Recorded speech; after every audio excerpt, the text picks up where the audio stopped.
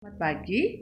Hari ini saya akan mencoba berbagi, khususnya membantu orang tua yang mengalami kesulitan di dalam mendampingin anak-anak mereka di dalam belajar, apalagi di kondisi pandemi saat ini. Banyak orang tua yang mengeluh, aduh anakku susah sekali diajarin, dan sebentar lagi bahkan mungkin sudah mau masuk SD, sementara dia belum bisa lancar membaca. Oke,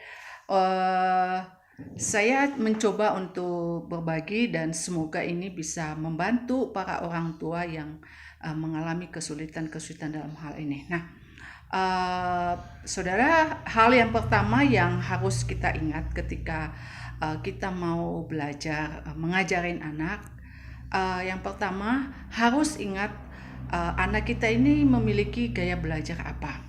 Karena setiap anak, baik anak pertama, kedua, dan ketiga itu selalu berbeda satu dengan yang lain, dan gaya belajar mereka pasti akan berbeda.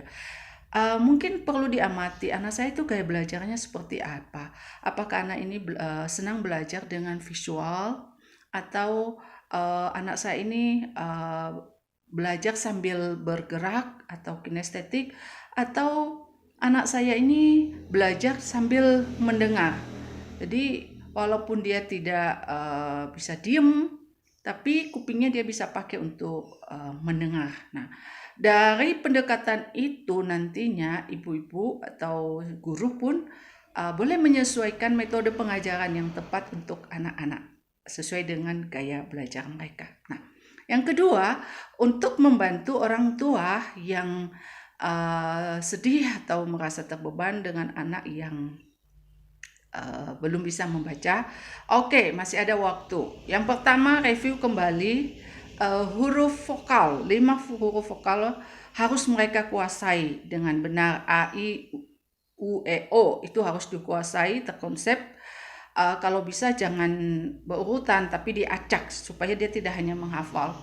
Setelah dia menguasai tentang vokal, kemudian kita akan review ulang tentang huruf-huruf konsonan. Tetap saja hukumnya, jangan dihafal, tapi diacak. Jangan berurutan, tapi diacak. Mungkin dari B ke F, dari F ke M, dan lain sebagainya. Setelah mereka konsepin semua dan mereka benar-benar menguasai, kemudian kita akan gabung antara konsonan dan vokal atau yang dibentuk dengan suku kata. Nah, usahakan waktu kita mengajari mereka membaca, jangan lagi babe bibobu, itu berurutan. Mereka itu nanti sistemnya menghafal. Lebih baik mulai dari suku kata ditambah dengan A. Misalnya, baca, da, fa, ga, ha. Nah, itu kita ngajarin mereka step by step.